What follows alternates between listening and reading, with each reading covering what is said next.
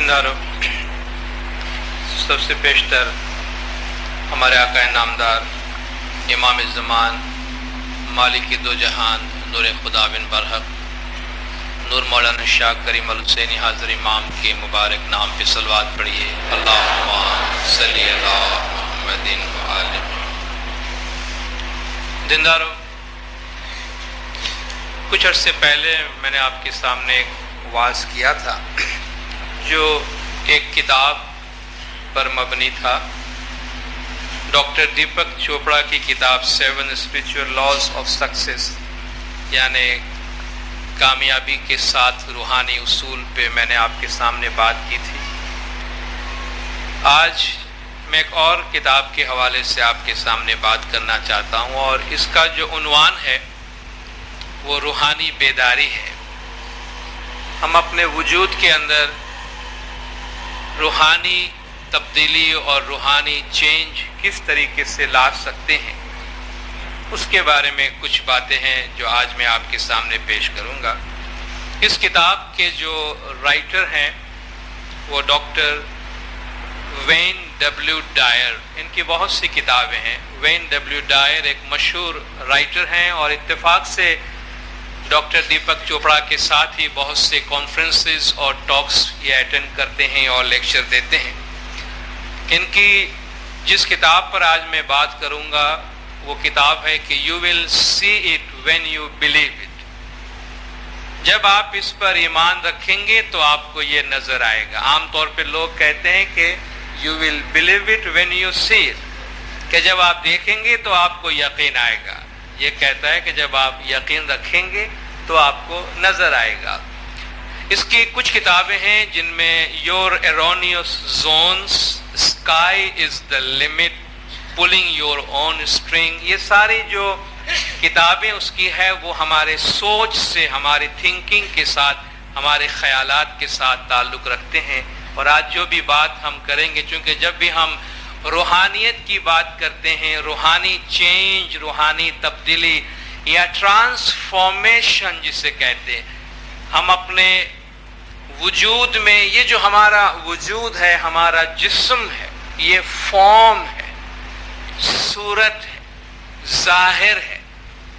جب ہم تبدیلی کی بات کرتے ہیں، ٹرانسفارمیشن کی بات کرتے ہیں، اس کا مطلب کہ ہم اس فارم سے، ظاہر سے، جسم سے باہر نکل کر، جسم سے الگ ہو کر ہمارا جو اپنا اصل وجود ہے اس کو دیکھ سکیں، پہچان سکیں اور سمجھ سکیں۔ تو اس کے لیے ہمیں ہمارے سوچ میں تبدیلی لانے کی ضرورت ہے، اور ہماری تھنکنگ میں، ہمارے سوچ میں ہم سے کہاں کہاں غلطیاں ہو رہی ہیں، اور ہمیں کس طریقے سے صحیح زاویے پہ سوچنا چاہیے، اس کے بارے میں اس کتاب میں بات کی گئی ہے۔ یہ بھی اتفاق کی بات ہے کہ اس کتاب کے بھی 7 چیپٹر ہیں۔ جس طرح 7 اسپریچول لاز آف سکسیس جو کتاب میں نے آپ کے سامنے پیش کی تھی، اس کا تو ہیڈنگ ہی یہ تھا کہ کامیابی کے 7 روحانی قانون۔ اس کا کوئی ایسا ہیڈنگ نہیں ہے، مگر اتفاق ہے کہ اس نے اس کتاب کو جو ڈیوائڈ کیا ہے اس میں 7 چیپٹر پہ اس نے بات کی ہے۔ ہر چیپٹر میں ایک عنوان پہ، ایک فلسفی پہ اس نے ڈسکس کیا ہے، ایک اصول بتایا ہے، اور اس میں کس طریقے سے ہم اس کو عملی جامہ پہنائیں۔ صرف فلسفیکل باتیں کر دینا کافی نہیں ہے، ہم اپنی زندگی میں اس کو پریکٹیکل شیپ کیسے دیں، عملی جامہ کیسے پہنائیں، کیا کریں، ہم کیا سوچ رہے ہیں، اب اس کو بدل کے، چینج کر کے کس طرح سوچنا چاہیے، اس کے لیے ہم کیا کر سکتے ہیں۔ مجھے یقین ہے کہ اس لیکچر کے اختتام پہ یقیناً ہمارے اندر تھوڑی سی بیداری پیدا ہوگی کہ ہم اپنی ذات کی طرف تھوڑی سی توجہ دے سکیں، اور جو اصول یہاں پہ ہمیں بتائے گئے ہیں ان میں سے کسی ایک کے اوپر بھی ہم تھوڑا سا ایک دھیان ہو کر اس کو اپنی زندگی میں عملی جامہ پہنانے کی کوشش کریں گے۔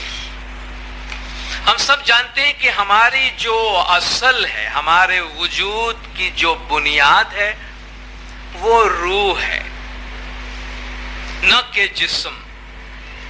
عام طور پر جو کچھ ہو رہا ہے وہ ہم یہ سمجھ رہے ہیں کہ ہم جسم ہیں، ہم جسمانی وجود رکھتے ہیں اور ہم روحانیت کا تجربہ کرتے ہیں. جیسے ہم 23 گھنٹہ دنیا کو دیتے ہیں چونکہ وہ بڑا اہم ہے، 1 گھنٹہ روح کو دیتے ہیں، عبادت کو دیتے ہیں کیونکہ بیچاری کو اتنا ہی ٹائم چاہیے. یہ سب سے بڑی بنیادی غلطی ہے، چونکہ ہم نے یہ سمجھا ہے کہ بنیادی طور پہ ہم جسم ہے اور ہم روحانی تجربہ کرتے ہیں، حالانکہ اصلاً ہم روح ہیں.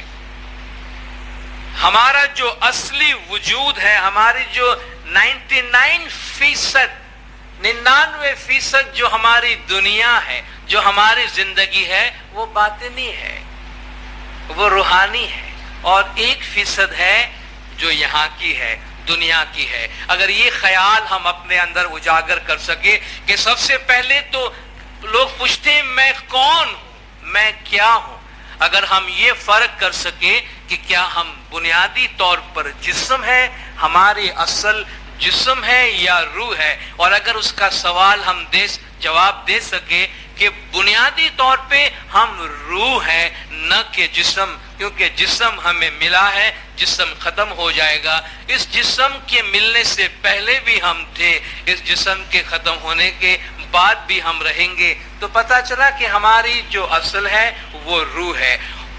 جسم وہ چیز ہے جس میں ہم تمام حیوانات کے ساتھ مشترک ہے. دوسرے تمام حیوانات جسمانی طور پہ جو کچھ بھی کرتے ہیں ہم بھی کرتے ہیں، تو ہمیں اس میں کیا امتیازی مقام حاصل ہے؟ کچھ بھی نہیں ہے. ہمیں اگر امتیازی مقام حاصل ہے مخلوقات میں تو ہماری روح کی وجہ سے ہے. تو جب ہم اپنے جسم سے الگ ہو کر اپنے جسم کی اہمیت کو کم سے کم تر کر کے اگر ہم اپنی روح کو جان سکے اور پہچان سکے تو ٹرانسفارمیشن کے لیے، یعنی ہماری روحانی بیداری اور روحانی تبدیلی کے لیے یہ ہمارا پہلا قدم ہوگا. تو اس اصول کو اپنانے کے لیے ہم کیا کر سکتے ہیں؟ سب سے پہلی بات یہ ہے، جس طرح ہم بیت الخیال میں بیٹھتے ہیں، خیال کی دنیا میں بیٹھتے ہیں، تو ہم جانتے ہیں یہ باطن کی دنیا ہے. تو ہم اپنے آپ کو بجائے ایک ظاہری مخلوق کے طور پر ایکسپٹ کرنے کے اپنے آپ کو ایک باطنی چیز کے طور پہ سمجھیں. اور یہ جو ہم اپنے اوپر ڈیفرنٹ لیبلز لگا کے پھرتے ہیں نا، ہو سکے اتنے اپنے لیبلز نکال ڈالیں. ہماری مالی، ذاتی، لسانی، سوشل بہت سے لیبلز ہیں نا. میں غریب ہوں یا امیر ہوں تو میرے پہ ایک لیبل لگا ہے، غریب ہے، پیسے والا ہے، تو مگر میں پیسے والا ہوں تو میں غریب سے الگ ہوں. بھائی زبان کون سی بولتا ہے؟ اردو بولتا ہے، کچھی بولتا ہے، گجراتی بولتا ہے، انگریزی بولتا ہے. تو جو زبان بولتا ہے اور جو زبان نہیں بولتا اس سے ہم الگ ہونے کا لیبل لگاتے ہیں. ہماری ذات کیا ہے؟ ہم اس علاقے کے رہنے والے ہیں، اس علاقے کے رہنے والے ہیں. یہ سب چیزیں ڈیوائیڈ کرنے والی ہیں، یہ سب چیزیں ڈیوائیڈ کرنے والی، ہمیں جدا کرنے والی، الگ کرنے والی ہے. پیشہ ورانہ بھائی بزنس کرتا ہے، سروس کرتا ہے، پڑھتا ہے، یہ سب چیزیں جس کا ہم اپنے اوپر لیبل لگا کر اپنی ایک الگ شخصیت ہم بناتے ہیں، اس کی وجہ سے ہم چیزوں سے الگ ہو جاتے ہیں. اور یہ سارے لیبلز جو ہم نے اپنی ذات پہ لگائے ہیں یہ سب جسم کے ہیں، یہ سب ہماری باڈی کے ہیں، یہ سب مادی اور دنیاوی ہے. اس لیے ہم بہت زیادہ جسمانی چیزوں میں انوالو ہو جاتے ہیں. تو اگر ہم ان سے بالا تر ہو کے سوچ سکتے ہیں تو ہم تھوڑا سا جسم کی دنیا سے باہر نکل سکیں گے.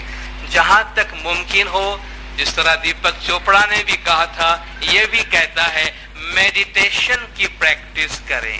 خاموش جگہ پہ بیٹھ کر، اکیلے بیٹھ کر، تنہا بیٹھ کر ایک دھیان ہونے کی کوشش کرے، اپنے باطن کی طرف جھانکنے کی کوشش کرے اور اپنی ذات سے محبت کریں.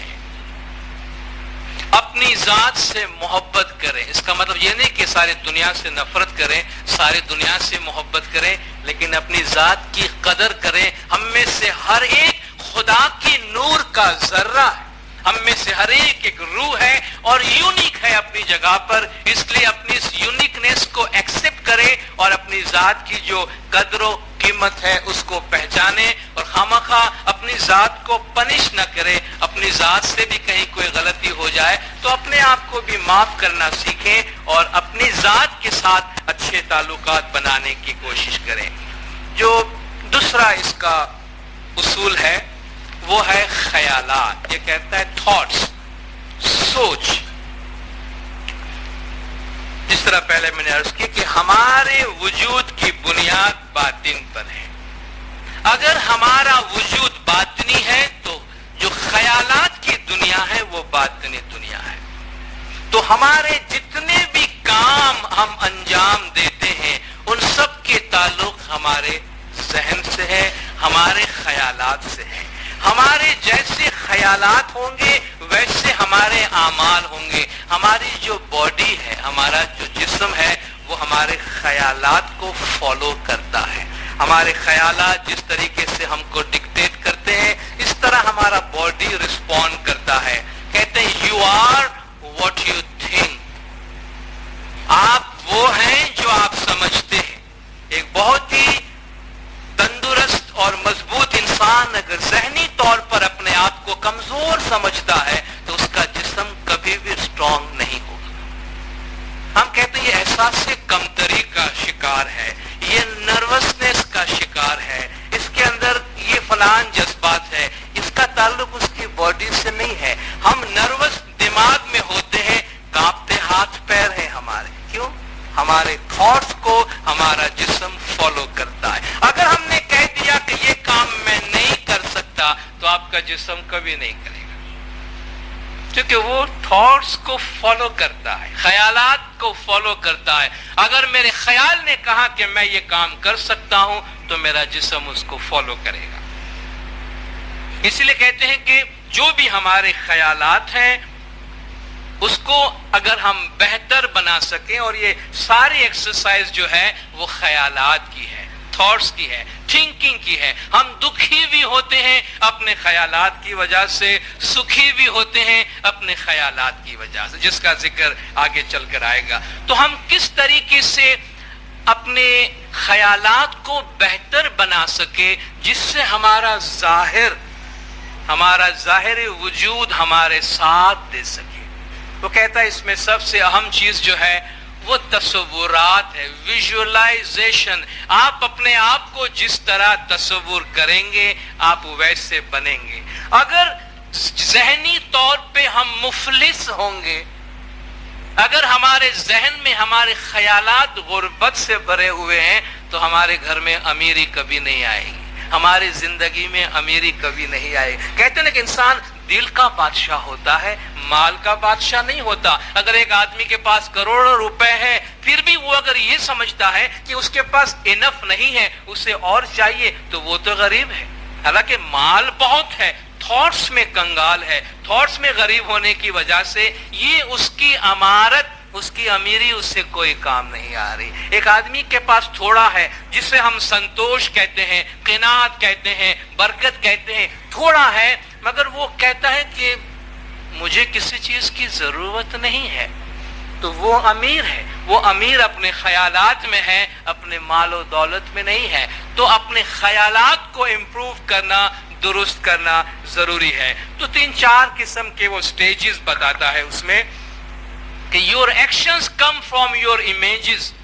آپ کے جو تصورات ہیں اس پہ آپ کا امیج بنتا ہے. تو اپنے آپ کا جو امیج ہے، اپنا تصور ہے، اپنا باطن ہے، اس کو بڑا اسٹرانگ رکھیں. آپ کا ظاہر جو ہے اس کو فالو کرے گا.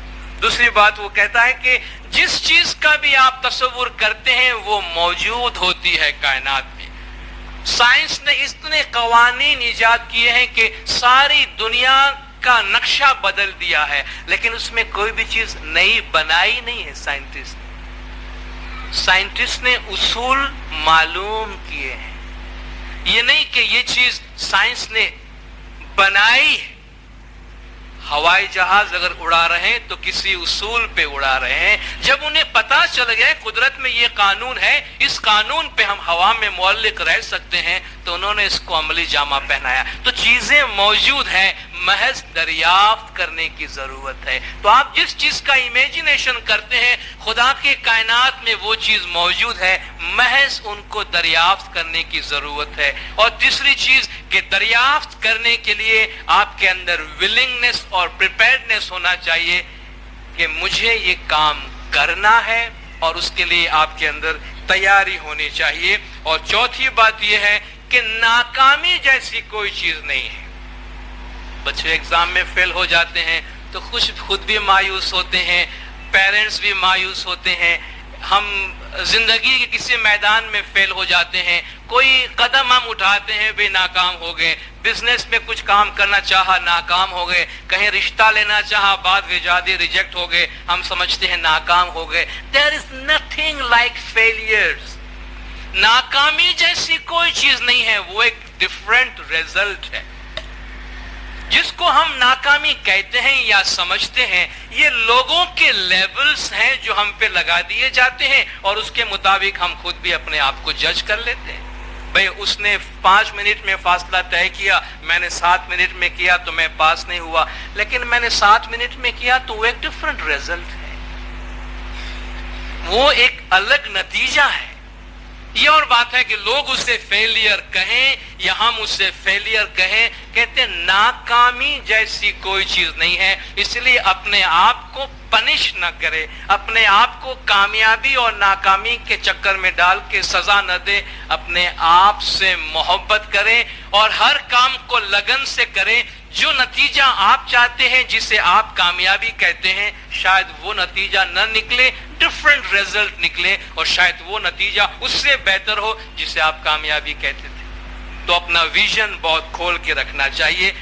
बदकिस्मती से हम अपने आप को जिस्म के हवाले से देखने के आदी हो गए हैं, और ये हमारा जो माहौल है, और खास तौर पर मीडिया, आज हमें मीडिया बिल्कुल एक बॉडी बना के रख दी है, और हम उसी के लेसन मिलते हैं। जब तक आप ये साबुन इस्तेमाल नहीं करेंगे आप अच्छे आदमी नहीं बन सकते, जब तक आप ये शैम्पू इस्तेमाल नहीं करेंगे सोसाइटी में आपकी कोई जगह नहीं है, जब तक आप इस माँ के जूते नहीं पहनेंगे या यहाँ के कपड़े नहीं पहनेंगे या ये ब्लेड इस्तेमाल नहीं करेंगे, सोसाइटी में आपकी कोई क्लास नहीं है, और हम उसी को फॉलो करते जा रहे हैं। यानी डे बाय डे ये हमको सिवाय पत्थर की एक मूर्ति के और कुछ भी नहीं रहने देंगे। इनमें से कोई हमें ये नहीं कहता कि ये सारी चीजें बेकार है। आपकी जो असल है वो आपकी रूह है, क्योंकि उनको प्रोडक्ट बेचना है। समाज में मेरी इज्जत बनती है या नहीं, मैं अच्छा लगता हूं या नहीं, मेरे दांत सफेद है या नहीं, मेरे बाल रेशमी है या नहीं, इससे इन कंपनियों को कोई दिलचस्पी नहीं है। इनको अपना प्रोडक्ट बेचना है, मगर इस प्रोडक्ट बेचने के वास्ते उन्होंने हमें एक जिस्म बना के रख दिया, और हमारे सारे आमाल इन्हीं एड्स को फॉलो करते हुए जा रहे हैं कि आज कौन सी नई बात आई है, कौन सा नया प्रोडक्ट आया है, वो हमें क्या कह रहा है। तो जो चीज हम स्क्रीन पे देखते हैं उसको अपनी जात पे हम नाफिज न करें, क्योंकि वो एक अलग दुनिया है, और हमारी जो अपनी दुनिया है वो बहुत अलग दुनिया है। वहां नहीं मिलेगी वो चीज जो हमें बातिनी सुख के लिए चाहिए। इस तरह मैंने पहले अर्ज किया कि 99% हमारी जिंदगी बातिनी है, और हम सुख हासिल करने के लिए जाहिर में ढूंढते हैं। एक शख्स घर के बाहर रास्ते में कुछ ढूंढ रहा था, तो किसी ने आके पूछा, भाई तुम क्या ढूंढ रहे हो? कहा, भाई मेरी मदद करो, मेरी चाबी गिर गई है। चाबी गिर गई, चाबी ढूंढ रहा हूं। तो आधे घंटे तक बेचारे ने मेहनत की, चाबी मिली नहीं। कहा, आर यू श्योर कि तुम्हारी चाबी यहाँ गिरी है? तुमको यकीन है तुम्हारी चाबी इधर गिरी? कहा, नहीं नहीं, चाबी तो घर में गिरी है। भाई चाबी घर में गिरी है, तुम ढूंढता इधर है? कहा, घर में अंधेरा है, रोशनी यहाँ है इसलिए मैं यहाँ ढूंढता हूँ। जिंदगी भर ढूंढोगे तो भी नहीं मिलेगी, क्योंकि ये जगह नहीं है ढूंढने की। तो हमें असल प्रॉब्लम जो है वो अंदर का है, बातिन का है, मगर हम उसका जवाब कहां ढूंढते हैं? बॉडी में, जाहिर में, दुनिया में। تو وہ جواب کبھی نہیں ملے گا، اس لیے دکھی اور پریشان رہتے ہیں۔ قدرت کے قانون میں ہر چیز کا جواب موجود ہے، شرط یہ ہے اس کے قانون کے ساتھ چلیں، اس کے ساتھ ہم قدم ہو کر چلیں، اس کے اصول کو اپنائیں، تو دیکھیں کس طریقے سے قدرت کے بھید ہم کو سمجھ میں آنے لگتے ہیں اور نظر آنے لگتے ہیں۔ تو جو ہم بننا چاہتے ہیں اس کا تصور کریں اور اسی ذات کی طرف اور اسی مقصد کی طرف اپنی محنت کو آگے بڑھائیں۔ تیسرا اصول جو یہ بیان کرتا ہے وہ ہے وحدت، وننس۔ کہتا ہے یہ پوری کائنات جو ہے ایک نغمہ ہے۔ وہ انگریزی ورڈ سے اس کا ترجمہ کرتا ہے، جسے ہم کائنات کہتے ہیں، عالم کہتے ہیں، اسے انگلش میں یونیورس کہتے ہیں، اور وہ یونیورس کا ترجمہ کرتا ہے۔ یونی یعنی ون، ورس یعنی سانگ، گانا۔ یونیورس کا ترجمہ کرتا ہے ون سانگ، یعنی یہ گانا ہے، ایک نغمہ ہے۔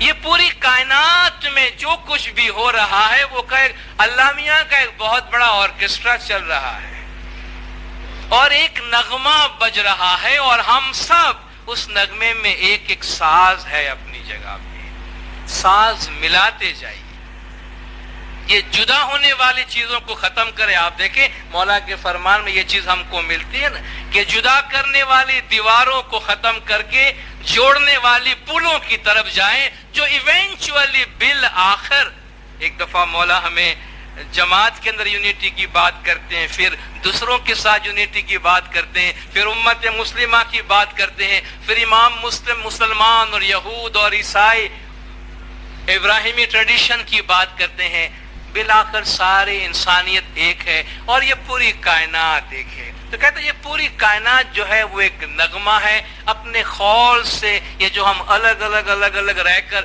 اپنی ذاتی زندگی، ذاتی دنیا بناتے ہیں، کہتے ہیں اس سے باہر نکل کر آفاقی بننے کی، یونیورسل زندگی اپنانے کی کوشش کرو۔ کہتے ہیں جس طرح ہمارا جسم ہے، ہمارے ہاتھ کے الگ کام ہے، پیر کے الگ کام ہے، دل کا الگ کام ہے، پھیپھڑے کا الگ کام ہے، کڈنی کا الگ کام ہے۔ جسم کا ہر عضو انڈیپینڈنٹلی اپنی جگہ پہ اپنا اپنا کام کرتا ہے، مگر یہ سب ملا کر جسم ہے، یہ سب ملا کر جسم کی ایک یونٹی ہے۔ اس میں سے کوئی بھی ایک حصہ اگر باغی ہو جائے، یعنی سسٹم کے مطابق نہ چلے، تو سسٹم اگر اس کو ریجیکٹ کرتا ہے تو پورے باڈی پہ اس کا اثر پڑتا ہے۔ کیا کبھی جسم کا ایک عضو دوسروں سے دشمنی کر سکتا ہے؟ وہ دل کا ہے یار گردے کی بڑی اہمیت بن گئی ہے تو میں گردے کے خلاف کچھ کام کروں، یا پھیپھڑا کہے کہ آج کل دل والوں کی مارکیٹ بہت گرم ہے، جسے دیکھو ہارٹ کا مسئلہ لے کر کھڑا ہوا ہے اور مجھے کوئی نہیں پوچھتا تو میں ہارٹ پہ حملہ کرتا ہوں یا میں ہارٹ کو ختم کروں۔ باڈی آپس میں فائٹ نہیں کرتی ہے، باڈی کے اعضاء آپس میں لڑتے نہیں ہیں، کہتے وہ ایک یونٹ ہے، اگر وہ لڑنے لگے تو جسم تباہ ہو جائے، ان میں آپس میں لڑنے کی صلاحیت نہیں۔ کہتے اسی طریقے سے ہماری جو دنیا ہے، ہماری زندگی ہے، کہتے ملانے کی بات کریں، جدا کرنے کی بات نہ کریں۔ کتنی اچھی مثال اس نے دی ہے کہ سمجھ لیں کہ آج ایک کانفرنس میں حضور اکرم صلی اللہ علیہ وآلہ وسلم تشریف لے آئے، حضرت عیسیٰ علیہ السلام بھی آ جائیں، حضرت موسیٰ علیہ السلام بھی آ جائیں، اور سری رام اور کرشن اور بدھ سب آ جائیں، اور وہ سب ایک کانفرنس میں ایک ٹیبل پہ آ کے بیٹھیں، تو کیا وہ ایک دوسرے کو مارنے کی اور میزائل استعمال کرنے کی دھمکیاں دیں گے؟ اگر یہ ساری ہستیاں آج ایک ٹیبل پہ آ کے بیٹھیں، جو دنیا کی ساری انسانیت کی بڑی بڑی جماعتوں کے لیڈرز ہیں، جن کے ہم فالوورز ہیں، تو کیا یہ لوگ ایک دوسرے پر ایٹمی دھماکے کرنے کی دھمکیاں دیں گے، لڑیں گے ایک دوسرے سے، یا اپنی امت کی حماقتوں پہ ہنسیں گے؟ کہتے وہ اپنی امت کی حماقتوں پہ ہنسیں گے کہ ہم لوگ کیا پیغام لے کر آئے تھے، ہم تمہیں کیا بتاتے آئے، ہم نے تمہیں وحدت کا پیغام دیا، ہم نے تمہیں محبت کا پیغام دیا، ہم نے تمہیں جوڑنے کا پیغام دیا، تم نے نفرت کو عمل میں لایا، تم نے جدا کرنے والی دیواریں بنائی، ہر ایک الگ الگ اپنے اپنے یونٹ بن کے بیٹھ گئے۔ کہا اس سے اس سے پریشانی آتی ہے۔ جس طرح جسم میں اگر اعضاء آپس میں کوآرڈینیٹ نہ کریں تو انسان دکھی ہوتا ہے، آپ کا جسم دکھی ہوتا ہے، اس طرح انسانیت اگر ایک دوسرے کے ساتھ محبت سے نہ چلے تو انسانیت دکھی ہو جائے گی۔ اسی حوالے سے ہم انسٹیٹیوشن کے حوالے سے بات کر سکتے ہیں۔ یہ کہتا ہے کسی بھی آرگنائزیشن میں آپ کام کرتے ہیں تو کبھی بھی کسی کارکن کو الگ کرنے کی کوشش نہیں کرنا، اس کو آئسولیٹ کرنے کی کوشش نہیں کرنا، سارے ورکرز کو، سارے امپلائیز کو، سارے مین پاور کو آپس میں ملا کر کام کرنا، ان کو اس بات کا احساس دلانا کہ تم ایک وحدت کے لیے کام کر رہے ہو، اگرچہ تم اپنی اپنی جگہ پہ ایک الگ ہستی ہو مگر تم سب کا تعلق ایک وحدت کے ساتھ ہے اور اس وحدت کو مضبوط بنانے کے لیے کام کرنا چاہیے۔ چوتھا جو اصول یہ بیان کرتا ہے وہ ہے ایبنڈنس۔ ایبنڈنس یعنی افراد، چیزوں کا بہت زیادہ ہونے کا احساس جس کی ہم سب کو خواہش ہے کہ بس ہمارے پاس اتنا ہو جو کبھی ختم نہ ہو۔ جو بھی چیز ہمیں چاہیے ہماری خواہش یہ ہوتی ہے کہ بس خواہش ختم ہو جائے، ہم امید کریں اور وہ چیز ہمارے پاس آ جائے، ہمارے دل میں خواہش جنم لے اور وہ چیز آ جائے۔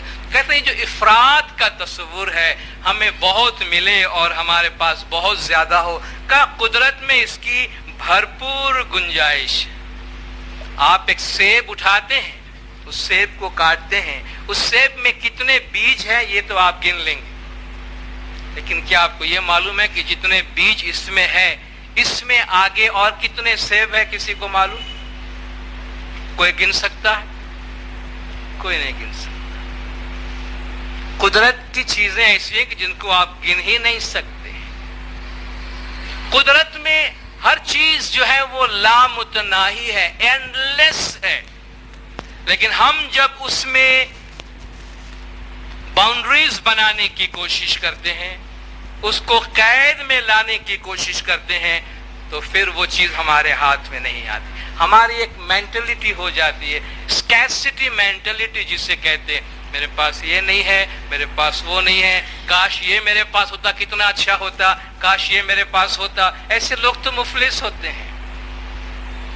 یہ چونکہ اسکیسٹی میں یہ مینٹلٹی دماغ کے اندر یہ ساری چیزیں ہیں، قدرت کے کارخانے میں ہر چیز موجود ہے۔ پرابلم کیا ہے؟ یہ اصول ہے کہ جس چیز پہ آپ کانسنٹریٹ کرتے ہیں، جس چیز پہ ہم دھیان لگاتے ہیں وہ چیز پھیل کے بڑی ہو جاتی ہے۔ آپ جس چیز پہ دھیان دیں گے وہ پھیل کے بڑی ہو جائے گی۔ مثلا تھوڑا سا نزلہ بھی ہم کو ہوتا ہے، اگر ہم اس نزلے کی فکر لے کے بیٹھے تو ایسا لگے گا کہ جیسے بستر مرگ پہ پڑا ہوا ہے، اتنا بیمار ہے، ہوتا نزلہ ہے لیکن ہمارا دھیان پورا اپنے نزلے پہ ہے کہ جیسے سارا جہان بیمار ہو گیا ہے ہمارے ساتھ۔ بعض لوگ اس طرح بیمار ہوتے ہیں کہ اس کے ساتھ ساری دنیا بیمار ہو جاتی ہے۔ کچھ لوگ ہوتے ہیں بڑی بیماری پہ ہوتے ہیں، ان کا دھیان اپنی بیماری پہ نہیں ہوتا، آپ دھیان اٹھا لیں تو وہ سکڑ کے کمتر ہو جائے گی۔ اگر ہم کسی سے 5,000 روپیہ قرض لیتے ہیں اور ہمارا دھیان اس قرض پہ ہے کہ میرے سر پہ اس کا بوجھ ہے تو وہ ہم کو 5 کروڑ روپیہ لگتا ہے کہ میں کبھی اس کو اتار دوں۔ ٹھیک ہے، کتنے لوگ ہیں ان کو پرواہ بھی نہیں ہے، کیا کچھ ہڑپ کر کے کھا جاتے، دکار بھی نہیں لیتے۔ تو جس پہ آپ دھیان لگاتے ہیں، اگر ہمارا دھیان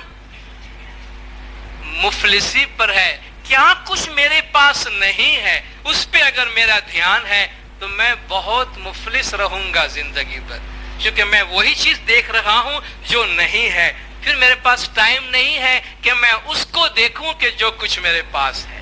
جو میرے پاس ہے میں تندرست ہوں، اگر اس پہ میرا دھیان ہے تو مجھے میری تندرستی کا بڑا احساس ہوگا۔ خدا کا لاکھ لاکھ شکر ہے، اتنے لوگ اتنے قسم کی بیماری میں پڑے ہیں، مجھے خدا کا شکر ہے کہ میں اچھی صحت کے ساتھ ہوں۔ تو دھیان اس چیز پہ دیں جو پازیٹیو ہو، اس چیز پہ نہ دیں جو منفی یا نیگیٹو ہو۔